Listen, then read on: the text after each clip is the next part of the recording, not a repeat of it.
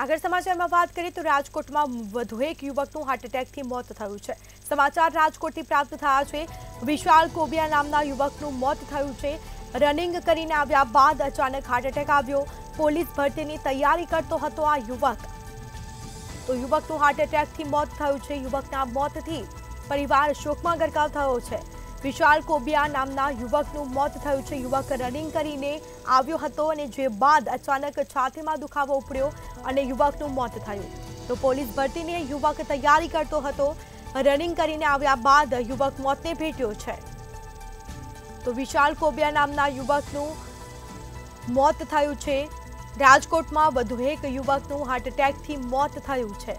તો યુવકના મોતથી પરિવાર શોકમાં ગરકાવ થયો છે। તો અવારનવાર હાર્ટ એટેકના કિસ્સામાં એક ચિંતાજનક વધારો જોવા મળ્યો છે। આ યુવક રનિંગ કરીને આવ્યો હતો અને જે બાદ તેને હાર્ટ એટેક આવ્યો છે। અચાનક છાતીમાં દુખાવો થયો છે। વિશાલ કોબિયા નામના યુવકનું મોત થયું છે।